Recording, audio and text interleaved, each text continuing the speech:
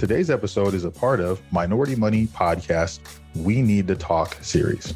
This series gives your host an opportunity to pivot away from some of our usual topics to talk about more current events. The We Need to Talk series will give us an opportunity to discuss issues with other experts and talk about solutions to these issues. I hope you enjoy this installment of the new series. As always, please let us know what you think of this new segment of the show by either writing a review on Apple Podcasts or sending us an email. I present to you the We Need to Talk series. Welcome back to the Minority Money Podcast. I am your host, Miles-Mattingly, where we are changing the complexion of wealth. Today, we are getting into our series of We Need to Talk, and I am joined by three lovely ladies today, and we're going to have a very, very good conversation on a Black woman's perspective about what's going on in our country right now. So today, I have Chloe Moore, Lauren Williams, and Angela Moore all here to share their perspective with us. So I want to have the ladies introduce themselves, tell you a little bit about them, and I'll start with you, Angela, because you're right there in the top right. So go ahead and tell us a little bit about yourself. I'm Angela Moore, and financial planning is my second career. I am from Germany originally. My mom is white German, and my dad is a Black American from Alabama. And I've been in a lot of different environments culturally and everything. And years ago, I became a financial advisor because I really wanted to make a difference in the world. And so now I own a practice called Modern Money Advisor that works with professional women, Gen X, on wealth accumulation. And I'm based in Miami. Awesome. Thank you, Angela. Thank you. Lauren, we'll go to you. I like the way you laid the groundwork, Angela. So I'm Lauren Williams. I am, my dad's Trinidadian. So I was going to say I'm Trinamerian, but that's not really a thing. I just made that up. So my father is of Trinidadian descent and my mother is from Detroit, Michigan. I'm raised between Pittsburgh and Detroit because my parents split up. Environmentally, I was the only Black girl in my graduating class. I am married to a white man. And I am 4 years into financial planning. I run my own firm called Worth Winning. And my goal is to be able to help people of color, young professionals and professional athletes better organize their finances. So I've been doing that for 4 years and focusing a lot on people who have lesser incomes because I don't think that they should have the barrier of not being able to get access to financial planning. So that's a little bit about me. Nice. And we're not going to not bring up your athletic career, so you can talk about that a little bit. I mean, you might well bring that up. I had forgot, y'all. I am a 4-time Olympian. I am the first American woman to earn a medal in both the Summer and the Winter Olympics. That's kind of a big deal if y'all didn't know that. So that's a big deal. So thank you, Lauren. And Chloe.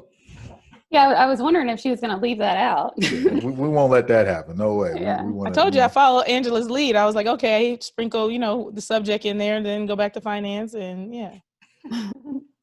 But yeah, so I'm Chloe. I've been in the financial services industry for 16 years. So I started as a financial planning major, and this is all I've ever done my entire career.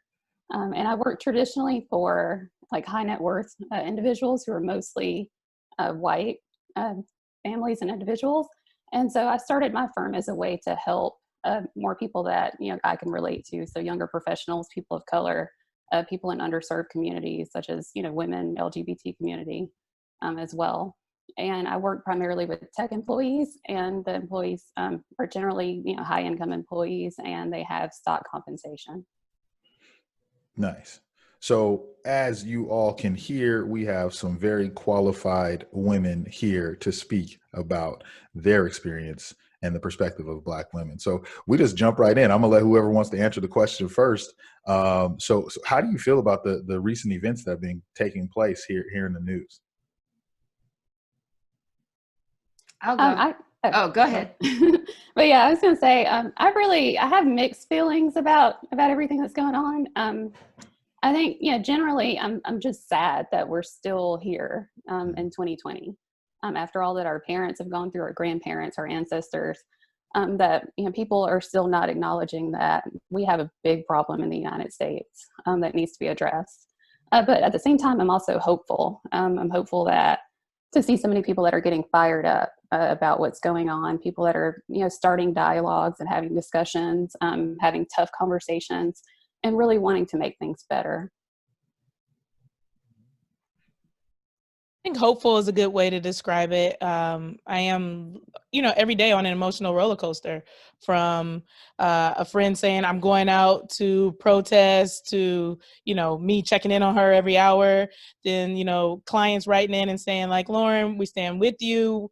You're not invisible to us. And just, having this like outpouring of love to, some other friends that are super angry and saying super hateful things. And it's like, you understand where it's coming from, but it's a lot for you to digest. So you're kind of being hit that so much by so many different emotions that it's hard to kind of sort through and decide like, what do I really feel right now? Yeah. And just to add to that, I think I've been feeling overwhelmed because in so many of the groups and organizations that I'm part of, I may be the only Black person in the group. And I've, in a way, kind of had to step up into a leadership position during this time and speak out and lead the conversations. Sometimes the conversations that people don't want to have or they don't feel comfortable having, that I've had to kind of take the lead in a lot of ways. And in some situations, the lead has just been put on me. And it's a lot. It's a lot of emotional stuff going on. It's overwhelming. I don't feel like just because I'm the Black person that I'm the most qualified to talk about these topics. I feel underprepared. Mm-hmm. And in a lot of ways, especially at the beginning when all of this really first started happening, I began to feel like some of the people I call friends and associates just did not care about me or the issues going on that affect me and affect my family. So I think that this has been an emotional time for all of us, ups and downs. But I totally agree with everything that you guys are saying and everything that you've been feeling. It's crazy because I posted this on social media yesterday, but it took a global pandemic with no sports, no concerts, no vacations to get the world to sit down and have no choice but to watch what's really happening to Black people in America, right? Zero distractions. What are the odds of that? And it had to be like a divine intervention, I think. I think that all of these things set in motion to really have people sit down and see what was going on. Because for so long, our cries have been treated as if we were just complaining. It was just like, oh, well, this stuff really isn't going on. And so I think the real part of when people can hear the experiences, then it's like, wow, well, I didn't realize that. And so this is why I want you guys to tell your experiences as Black women. And each of you gave a little bit of background. Lauren, your husband is white. My wife is Mexican. So we had to have, and we have a son now. And so it's like, okay, so now there's a little Black boy running around here that belongs to my wife who's Mexican. And so this was something that, it changed the way she thought about the way that Black men were treated, because eventually her son was going to be a Black man. So what I'd like to get is as much as, or as comfortable as you feel sharing and as candid as you can be. Let's talk about some of the experiences that you guys had in general and in financial services. Let's talk through that. And whoever wants to jump in and then go ahead. I'll start. Financial planning is a second career for me. I've been a financial planner now for 12 years, I believe. And before that, I was in the car business, and I was also in finance. I was a finance manager. And one of the most, I guess, harshest moments of racism I encountered was when I was in the car business. and I was, completing someone's paperwork, and I asked this person, it was a woman, I asked her for her physical address because she had given us a post office box address. And I said, do you mind if I have your physical address? And she said, no, I don't want to give it to you. And I said, well, the lender requires us to have a physical address. And she looked at me and she just got up and walked out. And the salesperson ran after her and said, what's going on? And she was like, I don't want that nigger doing my paperwork. And, I've had these situations, but then that are so blatantly racist, but then I've also had these like silent racism encounters, even as a child, like just things that are just ignorant comments that aren't meant from a hateful place, but more so from more being insensitive, not knowing better, being uneducated. And those are the comments like, how did you get your hair that way?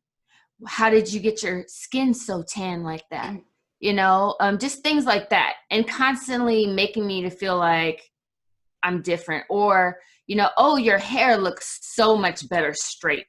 There's like these micro-aggressive and like racist undertones in a lot of the things that people say. And you often feel singled out, and it's very difficult to say anything in response to these type of comments. And, once I started in the financial industry, I worked at a very racist place. Mm-hmm. I'll just say, I'm not going to say who, everyone already knows if they've heard anything from me in the past, but it was in Atlanta, Georgia, which is at the time, 61% Black.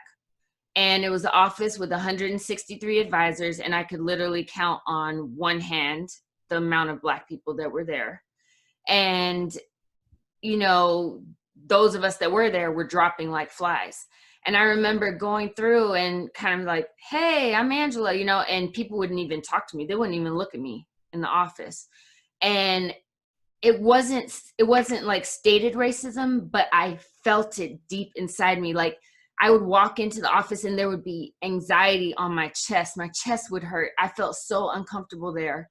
And I felt uncomfortable the whole 5 years I was there. And after I left, they had this huge, class action lawsuit discrimination, against Black advisors. And I remember going to Chicago to the law firm that was controlling this class action lawsuit. And they were like, they had stacks of papers on this long table, paper everywhere. And they were like, we just want to hear some of your stories. We don't want you to try and prove to us that you've been discriminated against. They were like, we already know that. We have all the data. That's what all this is. And they were like, Angela, the 5 years that you were at the firm, your average white male counterpart received 17 accounts distributed to them on an annual basis. Do you know how many accounts I ever had distributed to me? 0. Mm-hmm. I didn't even know that was going on. I didn't know that existed. Not to mention that when I went to the firm, I had over 8 years of experience. I graduated with top honors from my university. I was in the top 10 in sales every single year, in my past employment record. And when they hired me, they were paying me $40,000 a year, which I remember thinking like, I can't even live on this. But I took it because I wanted to be an advisor so badly.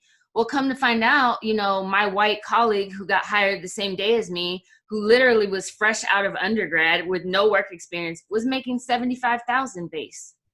So there, these things are real. It's not us imagining things. And I think that the hard part for me had always been like, if you bring something up, people tell you you're overreacting, you're making a big deal about nothing, like it's all in your mind, and really you feel it. You feel what's going on and you know it. And some of these situations are just confirmation that this stuff is going on. And what's crazy is I was on another podcast and I told this story and I immediately had all these other women reaching out to me saying, I'm going through that same thing right now. And I'm like, what? It's 12 years later. This is still going on. Mm-hmm. That's unbelievable that it's the same thing is still happening. Crazy. And just listening to you talk and the experience that you have, which, you know what? I'm not gonna, is there anything else you want to share on that before we, I'll let everyone else. I mean, I'll let the other ladies talk. Okay. Lauren, Chloe, who wants to go? I'm gonna give it to Chloe. But yeah, I've had very similar experiences to Angela. Just like I said, I've been in the industry for my whole career. And my first job, there was one other Black person, a woman, but she wasn't an advisor. She was in an administrative role. And then my second job, I was the only Black person. And then my third job, I was one of two Black women. The other person was in an administrative role. And so just a lot of those same like microaggressions, being grossly underpaid and knowing that I was being grossly underpaid. My first job out of college, I remember we had to get all of our licensing exams. I got 3 licenses within a matter of like less than 6 months. And I had a colleague that was also hired at the same time as me. And I got a smaller bonus than him when we came to our annual bonuses. And he hadn't passed a single exam and I passed 3. So, and just even, I mean, I know I've told you this Emlyn before, like I was in this industry for 10 years and I never hit $100,000 in salary after being in the industry for 10 years. And I know for sure some of my colleagues were making at least that, or probably more. In year 1 or 2. Right. Yeah. Oh yeah. Right. Mm-hmm. Yeah. And it's like, I mean, just like the bonuses that were getting, doled out to people, and just knowing like what my bonuses were, being questioned about my intelligence, giving excuses of like why I couldn't get promoted or why I couldn't, do this or do that, constantly moving the goalpost. There were just, certain things that were like promotions that were hit or just certain measures that, you had to reach. And once I got to the company, those things changed, or there were just different levels. And so that was really difficult for me. I mean, I know you have spoken, because we talked about this before. Is there anything else you want to share? And I'm not trying to force you to say anything. I'm just saying, is there anything else? And then if not, then we'll go to Lauren. But if you got anything on your heart. I don't know what you're talking about. I'm not talking about anything specific. Okay. I'm just saying, just in general, just with, and if that's I think we're good there, because I'm gonna open up some other stuff later. So cans of worms you want to I'm gonna go ahead and peel those back a little later. Go ahead. Chloe, the thing you said about having your intelligence questioned, I've had that happen to me as well. I had my own practice within a firm, and then I later joined a group. And when I had my own practice before joining the group, I had several clients that were well over $1 million plus status, right? And then when I moved to the group, they questioned my ability to work with clients in that range. And they began taking those clients from me and giving me smaller accounts in return. Almost to say like, you can't manage this. And I remember there was a big celebrity client that I had been going after. And when I went to the partners for help, and this was a African-American celebrity client, when I went to the partners for help, they brushed me, it's a waste of time. You're wasting your time, blah, blah, blah. Well, when I ended up getting that account and it was, several $1 million, all of a sudden they wanted to take that account from me. And at that point, I put my foot down and I was like, I refuse. And it got to the point where I was shunned and I had to leave the firm. I mean, it was that bad. It was like, either you turn this over to us or we're blackballing you, and I couldn't take it anymore. I'm out, because you guys think I'm stupid, clearly, and it's the same thing it's crazy how similar it's great to have conversations like this. Mm-hmm. Absolutely. I think we need to talk. Lauren, go ahead. Lauren, talk to us. Well, my experience is a little bit unique because I did 10 years as a professional athlete before coming into the financial industry. And so I am unique in the sense that I never worked for really almost anybody. I had 2 internships, and then I decided to start my own business. So I took a pretty unorthodox road, but then also just kind of like, the hardest road travel that I will say for sure, in the sense that, to go straight from, no experience to little experience to I'm running my own firm. But I say that the reason I started with my own firm was because I very quickly realized that I wasn't going to fit in. That I did not want to do financial planning the way that it has traditionally been done. I did not want to work with old, rich white people. So, like I said, my passion behind starting my business was athletes were not getting the service that they needed. Young professionals that looked like me were not getting the service that they needed. I had financial advisors and I did not get the service that I needed. So it was very simple for me as I kind of started to make my way through this industry and learn more about the options that were available to me, that I was not going to fit in at a predominantly white firm. I was not going to go sit at a desk all day and do it the old school kind of financial plan. Like, it was just like, that's not an option for me. And just by simply looking around, and I think maybe having, like, I rose-colored glass. I'm not sure what color my glasses were, but like, just coming from a sports industry where I already was not used to doing things status quo or, sitting in or fitting in. It was like the only way I got paid as an athlete was to stand out, to be different, to work hard, and to excel above and beyond. I was not trying to just show up and, take what I got. The thing that I'd say I experienced most as I did enter the industry was, being looked at like I was a rare unicorn or dinosaur, or like, how'd you get here?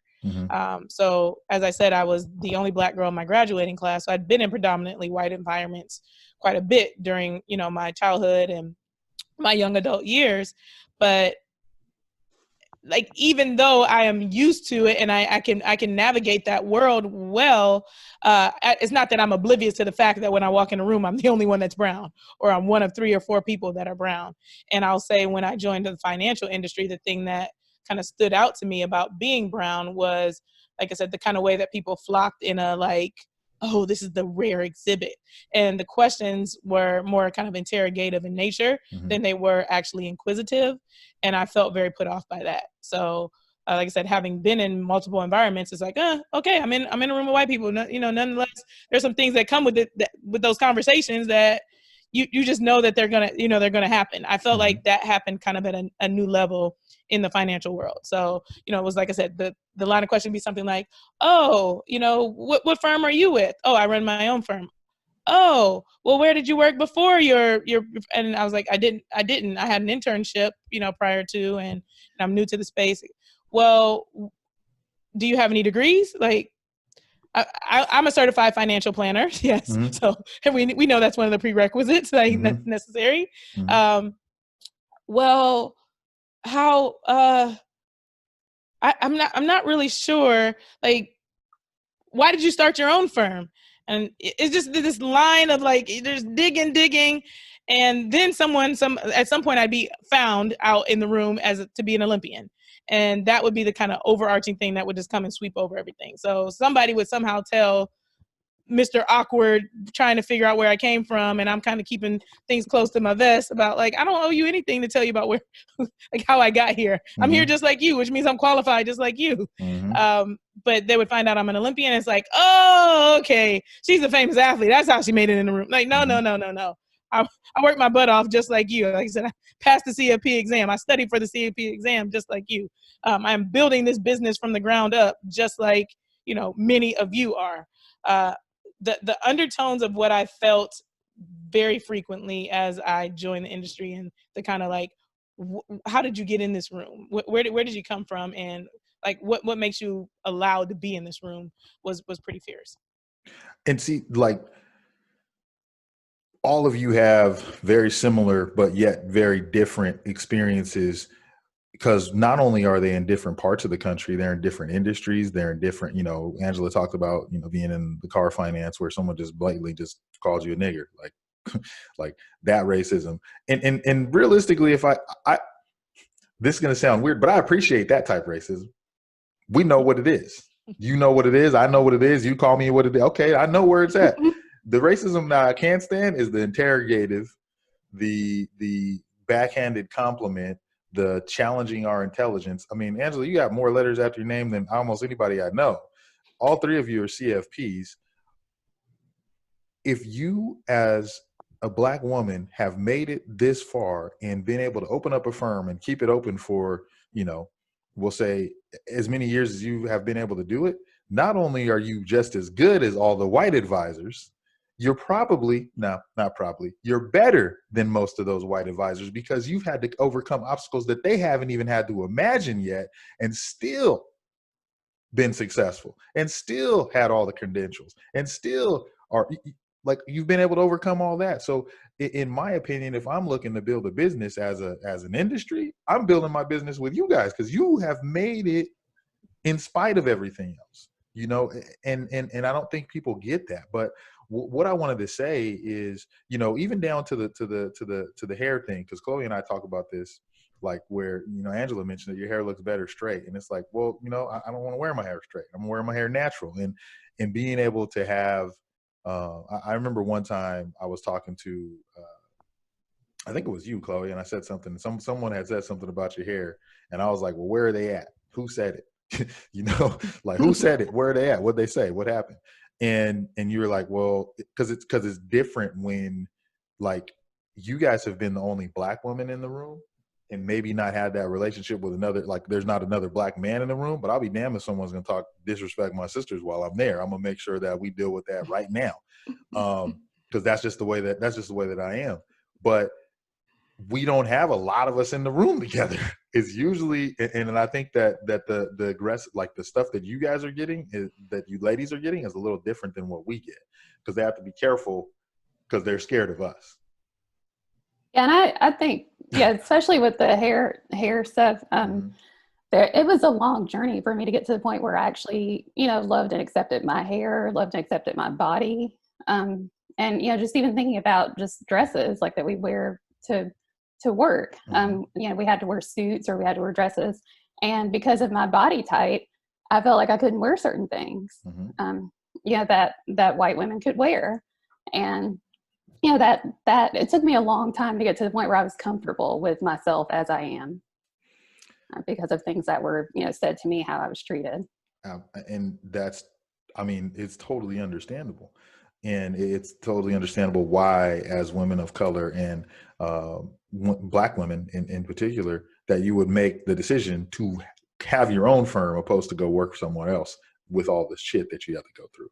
So how can we change that? How do we change that in financial services? I know we've talked about it, but how do we change that that perception, that feel? What do you think we can do? I'll say something real quick. One thing I can say about us is that as Black women in the financial planning world, I feel like we've really banded together. And every Black CFP woman that I know is reaching out and helping other Black financial services women get into these positions. And I've literally experienced that with every single Black CFP. And sometimes I don't even know you, and I'll send an email or a phone call, and next thing you know, we'll be having an hour-long conversation. We'll be mentoring each other. It's such an amazing space, because I think all of us understand that somebody helped us in some way or another, and we're trying to lift other women up as we climb. Specifically other Black women, but women in general, and that's the whole woman thing is a whole nother topic, because I don't know if you guys have experienced this, but I know when I first got in the business, I was going to lunch with people and whatnot, and then I would realize, like, wait, this guy just wants to go to lunch with me. He has no plans whatsoever on moving his portfolio over to me, and I was constantly coming across that. Or, you go to association meetings, or you go to this meeting, that meeting, and oh, have you met Angela? She's beautiful. Or the lovely this, or it's just like, I'm a professional. I'm here like in a professional manner. I'm not here to be pretty. I'm not here to be your little cutie pie or whatever you want to look at me as. And it's just like you said, I have all the letters behind my name because I was scared that people wouldn't take me serious. So I went sure, and I made sure that I could show somebody, this is how serious you need to take me. Because I didn't want people, like Chloe said, like questioning my, like, why are you here? Or like Lauren said, why are you here? I'm here because I know what I'm talking about, and I have this education. I know what I'm doing. And someone once told me, you have too many letters behind your name. It looks like you're trying too hard. And I was like, I don't care, because I worked hard. I had to, write 20-page research papers every single week to get here. And I want people to know my dedication to this profession. I want them to know my credentials. And it's true. Like, you just get questioned everywhere you go. Why are you here? What do you do here? And, I've even had, working at a big firm, I've had people think that I'm the, like the administrative assistant, like, can I speak to the advisor? Financial planning events. Yeah. And I'm like, wait, what? I'm the advisor. Or, turning to, like, let's say I'm mentoring someone and I'm training them. So it may be a young man, for example, and I have them in the meeting with me. I've had clients turn to the man and ask the questions. And it's like, I'm actually training him. Like, I'm the financial advisor here. It's levels to it. It's like, oh, you're a woman. Oh, you're young. Oh, and you're Black. Like, it's so much. It's so much to overcome, like you said. Yeah, we're triple minorities. Yeah, in this industry. And then you have to be like, I'm actually a grown woman. I know I look young, like this melanated skin keeps me looking young or whatever, but I'm not a little, spring chicken. I've been around for a while, and I'm not going to tell you my age, but I'm not young, so it is a lot to constantly deal with. Mm-hmm. Yeah, and Emlyn, to get back to your question about how can we change, I think just sharing our stories is a big deal. And just in the last week, I've had conversations with friends, with colleagues that were white, and just sharing some of the things that have happened to me, some of the things that I experienced, things that I have to think about on a regular basis that they don't have to think about. And that opens people's eyes. Like, people are just generally, if they haven't had these deep, tough conversations with Black people, they don't understand. And so just having the opportunity to share our experiences is really helpful, because that allows people to see, like, this really is a problem. I couldn't agree more. Lauren, you look like you had something to say. I was just gonna say, I think the start to making a change is being more intentional. So, like you said, in the Black community, amongst one another, to make sure that you are lifting yourselves and others up. But to say, like, let me do a gut check. When was the last time I brought someone in? When was the last time that I took a call from a new young lady that wanted to be in financial planning? Like, just keep doing those gut checks, because we can get busy and we can get away from that stuff. But if we're not continuing to build, then we're not continuing to build. Simple. And on the other side of it, if it's a white individual that's looking to really be involved, there's lots of emails going out right now with "We stand with you." We stand with you as words. I'm gonna need some action, and to be, once again, intentional about, like, what actions can I take? When was the last time I had a conversation with a person of color in my office? When was the last time that I, went out and did something that was actually going to make change and meaningful change in this community? When did I, last ask somebody how they're feeling? Because if all this is going on and you have a colleague in your office, they can probably barely get work done at this point. The emotional stress that they're feeling is making them pretty unproductive. And instead of saying, like, so-and-so is not doing their work, like, maybe acknowledge that so-and-so has, like, the weight of the world literally on their shoulders right now. Be it, like I said, what their personal feelings are, the feelings they're being hit with via family members or friends, the way that they're personally being affected by what, other people, what's going on in their social media feeds. There's so many facets to what is happening. You need to be intentional about what you want to do to make meaningful change, as opposed to just saying, I'm here, I'm listening, I see you. How can I stand with, like, the how is the important part of it. How can I stand with you? And then us having a good answer is another part that's going to be important. What have you guys thought about the, and I'm not not to cut you off, but I think it'll go in with probably what you're going to ask. But what do you guys feel about the people that are not saying anything, or the companies that are not taking a stand on this? And I can, if Angela, if your question doesn't, or if what you're going to say doesn't line up with that, please say what you're going to say, and then we can get back to that question afterwards. Well, what I was going to say kind of does line up with that. You know, I had an experience, and they said it was okay if I shared this, but, you know, I'm on the board of the Financial Planning Association here locally. And we had a board meeting last week, and I couldn't make it because I had a client meeting at the same time. And so later in the week, I sent an email to all the board members saying, hey, have we, or are we going to be issuing a statement or anything? And, you know, because I think it's important that we bring this up. I think it's important that the advisors that are part of our association have information on how to, you know, talk to their employees, how to talk to their coworkers, how to talk to their clients about what's going on. And I received an email back from the president saying, hey, the topic came up in the board meeting, but we quickly moved past it and decided not to do anything, partially because we're very uncomfortable and we don't know what to say. And so that topic came up and it quickly got dismissed and we moved on with the meeting. You know, and then it was like, in the second part of the email, it was like, but hey, if you want to say something, we support you 100%. You know, and so what I was going to say is that it's so important that we continue to have a seat at the table. You know, I thought to myself, like, what if I wasn't on the board? What if I didn't send that email? What if I didn't ask about this? What if I didn't bring it up? You know, they would have just moved on and wouldn't have even thought twice about it, right? And the conversation that I sparked has sparked deeper conversation. And now we're having an event this Friday and all that to talk about it. But part of me feels like it sucks that I'm having to step up and kind of be that person that does it. But at the same time, I'm realizing more and more every day how important it is that I'm involved, that I'm part of that I'm at the table.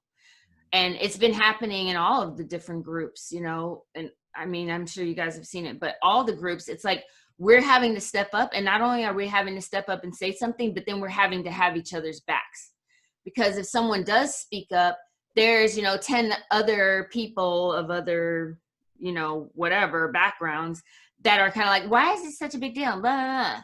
You know, so we're having to come back in and have each other's backs and speak up. And it's, you know, I'm in a ladies ledger group here. I'm in multiple groups, and these conversations have been happening everywhere. And a lot of times I'm the person having to kind of lead that conversation.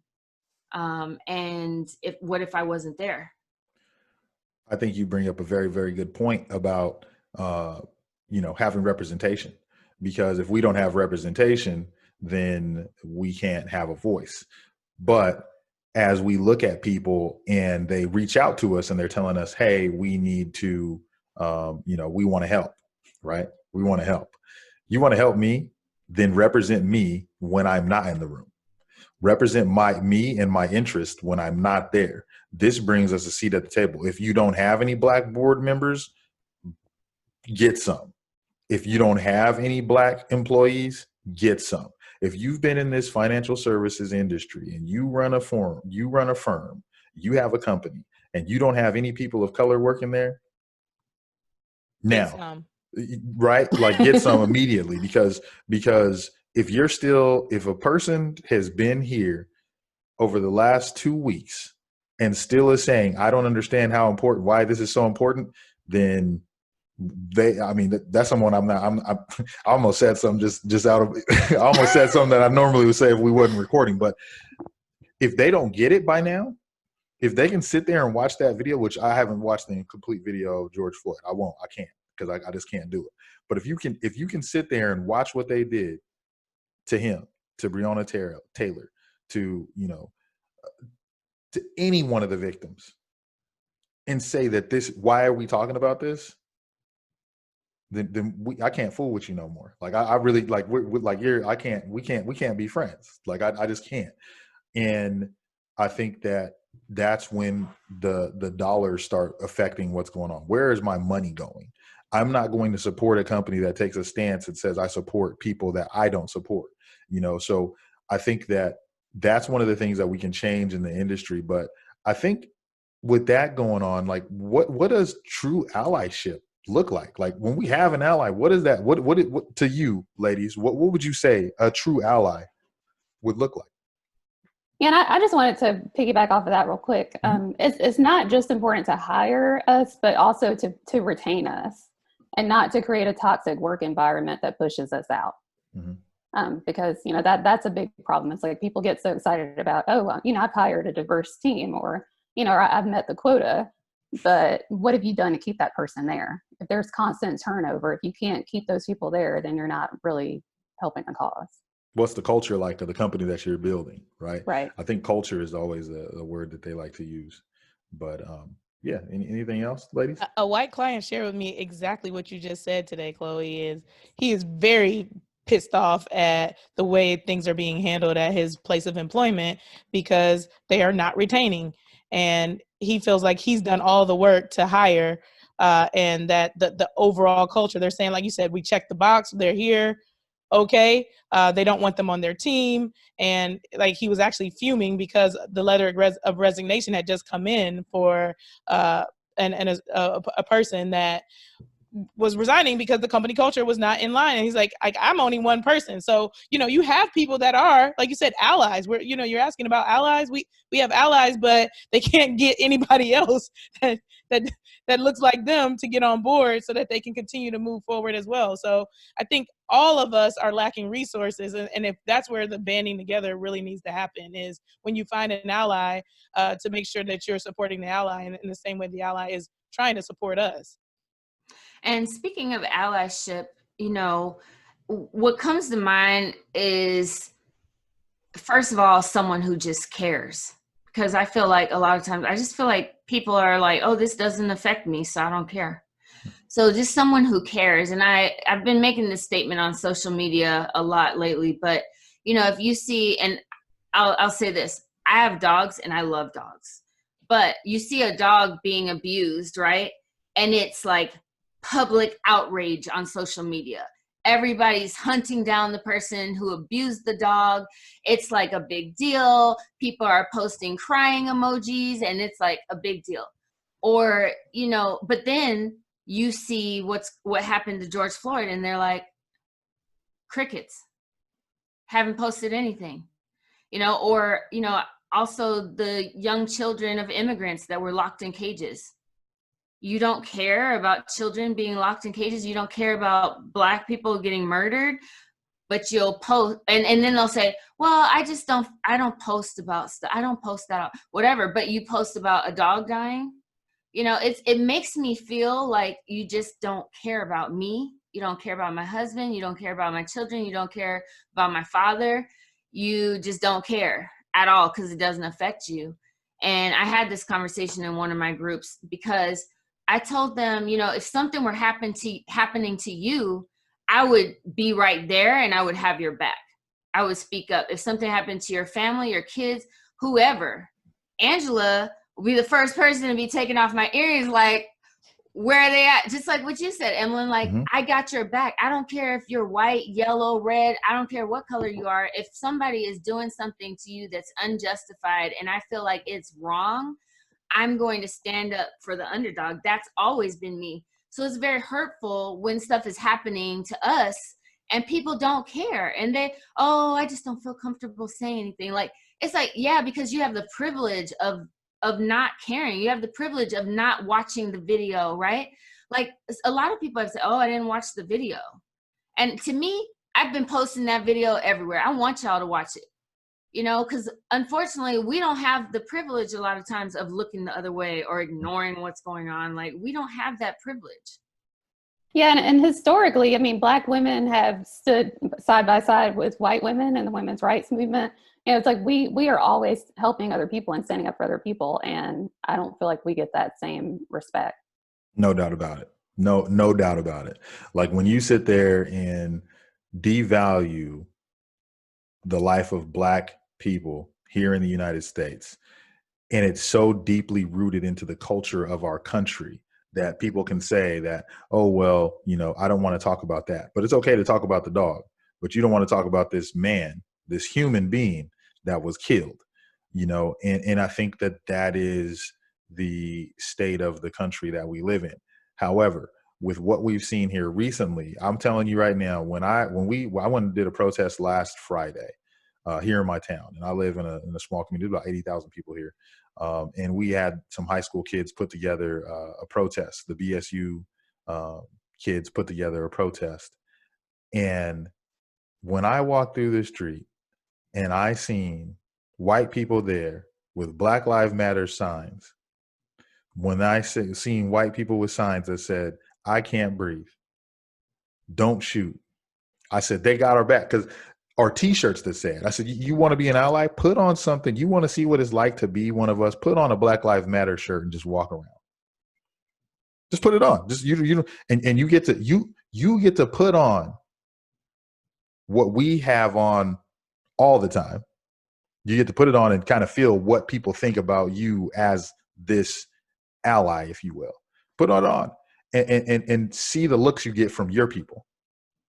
See the attitude you get from your people, and embrace that, because this is only a small portion of what we go through as Black people in general, in our workplace, in our day-to-day interactions. We haven't even talked about being pulled over by the police. Like, we haven't talked about that at all. But there's something to be said for those people, and not only white. I seen someone that had Latinos for Black Lives Matter. I love it. I'm with that. I like that, because that, to me, going out and protesting, getting elbow to elbow and working with people of color and fighting for the reform that we need, is going to take that type of effort to get there. And I'll say this, and then we'll get back to what we were talking about. But the sheriff, Madera County Sheriff deputy, had made some racist comments. This is after Friday. He had done this. One of the deputies had done this on his social media a while back, and they found it and they fired him immediately. We had the rally on Friday. They fired him they found out about it on Saturday. Within 90 minutes, he was fired. That's the kind of stuff we need. The police chief was out there speaking with us. We also had the sheriff out there, and then we had the superintendent of schools. And it's that type of gathering where you get to hear the police chief say, I need to see this sign that says Black Lives Matter. I need to see this sign that says don't shoot. I need to see these signs, and I need to read them out loud. And I need to make sure that that's what's going through my mind when I pull someone over, or that's what's going through my mind when something happens, because I have to be more aware of the way that I conduct myself, because if I conduct myself wrong, someone can die. And with that being said, what would you say are actionable takeaways for people that are trying to help? Because I think there's more people that are trying to help than there's more people that are getting on this and trying to help us than we have that are trying to take away from it. We had, the stuff with the people looting and all that, but I really believe, like, when you can go there and see how passionate some of these people are about the cause, when they actually have had it brought to their attention, now they understand what's going on, and you can't unsee what you've seen. Right. So what would you say are some of the actionable takeaways? Well, the first thing I'd say is you're going to have to go dig deep and find your courage. I used the word being intentional before, but everything that you just described, Emlyn, is all about being courageous. Putting on a Black Lives Matters t-shirt is an easy kind of step in the courageous direction right now, because there's so much other talk going on. On a regular day, when none of this has happened, once this conversation has died down, pick up that shirt as a white person and put it on. That's courageous.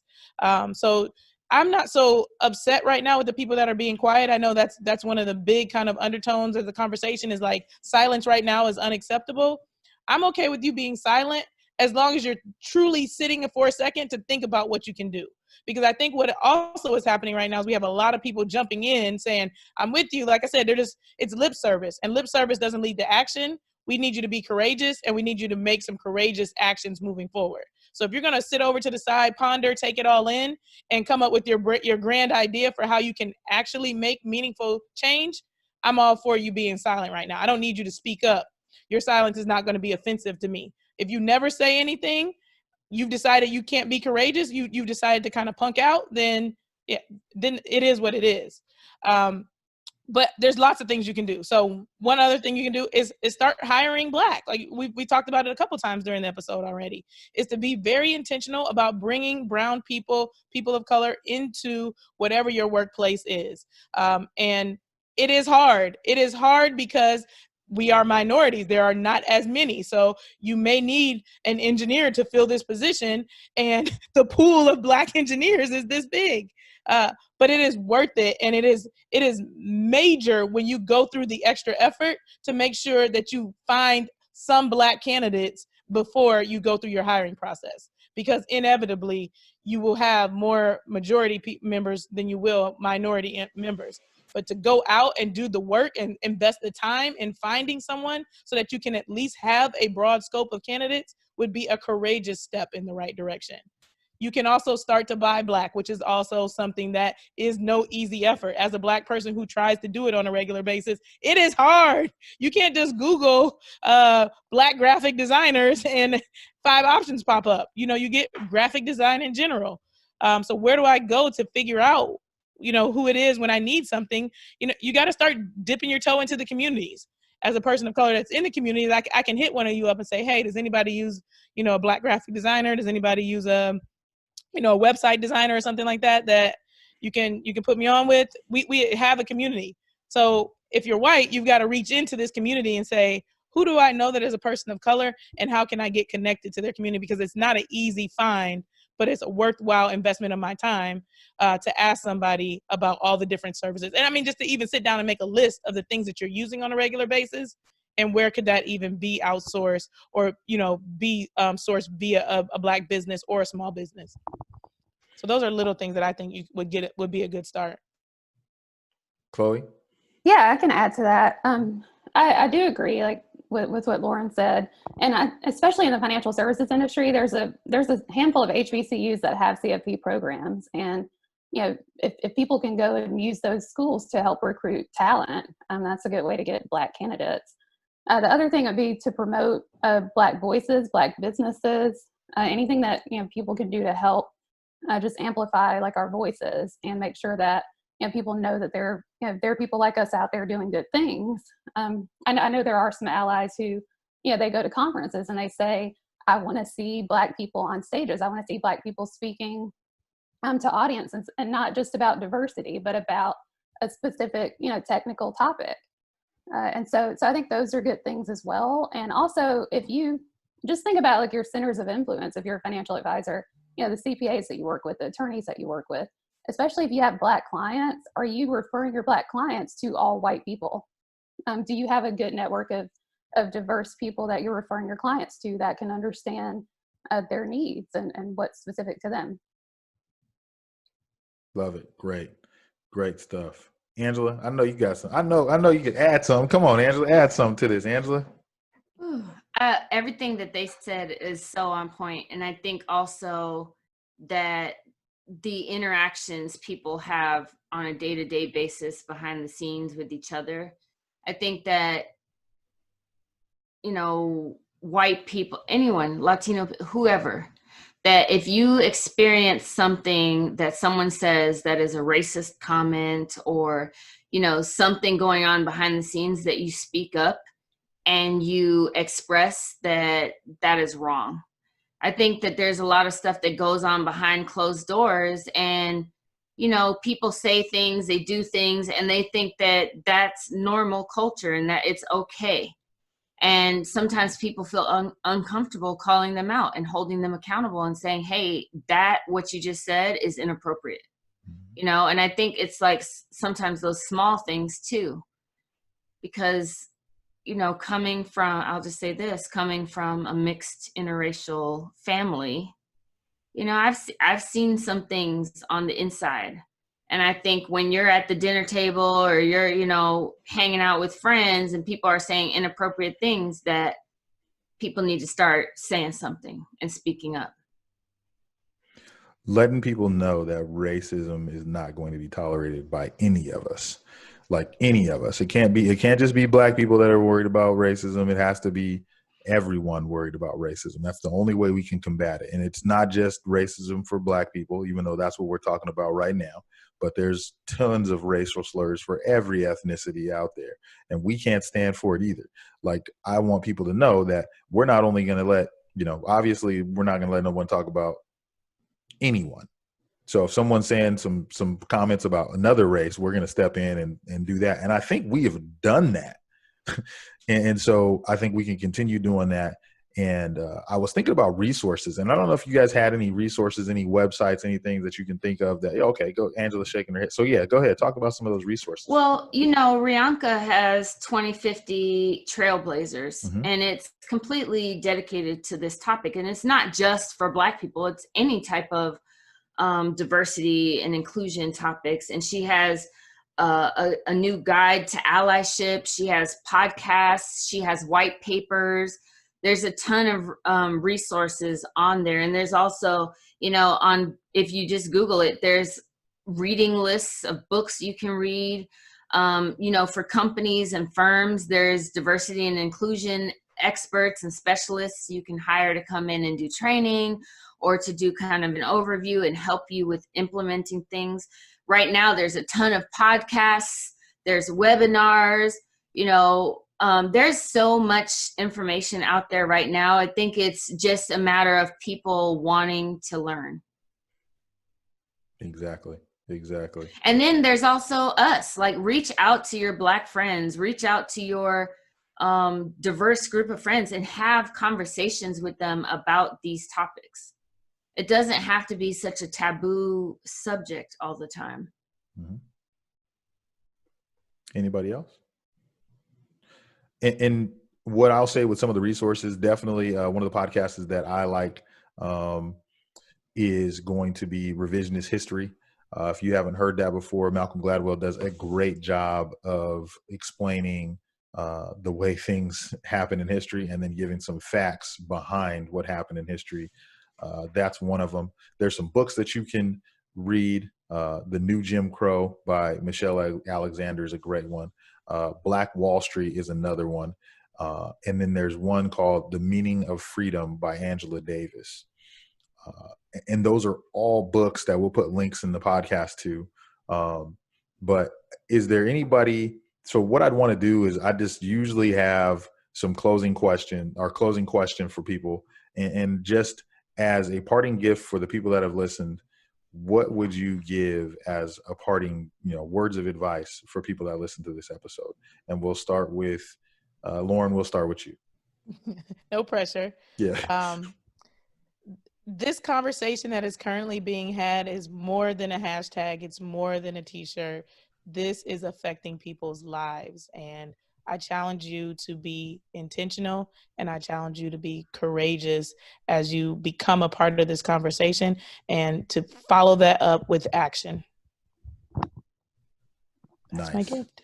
Like it. Chloe? Yeah, I have two things. I'd say just generally for our community, the racial wealth divide is huge, and it has not improved over the last 50 years. So I think, as much as we can do to just help ourselves and just get some financial guidance, financial education, don't be afraid to ask for support. And, that can really just help us to do what we need to do to try to close that gap. And then also just prioritize self-care, take care of yourself. As far as even asking for help, don't be afraid to ask for emotional support. Don't be afraid to go to therapy, because this is a really tough time for a lot of us. So. Yes, yeah. That is a big one, Chloe. Don't be afraid to invest in yourself. If we really want to move the needle in what we're trying to accomplish, it is going to take the expansion of dollars and time in yourself so that you can be a better person, so that you can continue to move everything forward. So definitely, whether it's investing in a financial planner, investing in a financial planner for someone else, like you said, if it's a therapist, if it's a speech coach to make you more articulate in the rooms that you need to be in, take some responsibility for being able to move us forward by moving yourself forward. Mm-hmm. And I'll add another one too, because I'm really passionate about this, is vote. So not just at the polls, but vote with your dollars. And look at these companies that are out here making statements. Don't just look at the statements, look at their boards, look at their executive teams, look at what they're doing that's actionable. Talk to their employees that are Black, see how they're treated, see how they feel about the culture, and vote with your dollars. Represent the companies that are representing us. Angela? I agree with every last thing that Chloe and Lauren said. I think the only other thing I can add is to surround yourself with other people who lift you up. Like, you're not alone. There's a community out there of others. There's us, and get around these people, because I think that there's power in numbers. There's power in having mentors and having people you can talk to that understand what you're going through and can kind of help you through. That's one of the things I wish I had back in the day. I wish I had other Black women financial planners that I could talk to as I was going through these hardships, and I didn't have that. And I think that's the only other thing I can add to what they so brilliantly already have said. Awesome. I think, one, I want to just thank all of you ladies for coming on and talking and sharing your heart and being so open, candid, vulnerable. And I can't thank you enough. I think that anyone that listens to this is really going to get a better perspective of what it is like to be a Black woman in this industry, a Black woman in the United States, and what they can do to help us, to help themselves, and to help the greater good of the cause that we're trying to fight right now, which is equality and justice. So I don't, this is typically, and like I said, thank all of you. And I can't thank you enough. I'm excited for this to drop. I know we're going to get a lot of good feedback on this. And so as you all know, this is the Minority Money Podcast. This is the We Need to Talk series, where we are changing the complexion of wealth. Until next time, I'm your host, Miles-Mattingly, and we're signing off. Another great show down, but it doesn't have to stop there. Be sure to subscribe to the podcast on whatever podcast app you're listening on now, and give it a good rating, would you? If you feel really connected to the podcast, which I hope you do, find our Facebook community, Minority Money VIP, to support and be supported by others just like you. And again, we're glad to have you. While this podcast is meant to inspire and motivate you to live your best life, it can't be your complete one-stop shop. I know. That really sucks. But I don't know anything about your specific situation. So please reach out to an attorney or CPA, or you can reach out to me, a financial planner, to help you with your specific situation. To get a hold of us, please reach us at fan@Minority Money Podcast. That's FAN @Minority Money Podcast, so we can get to know you there. Thanks for being here, and until next time.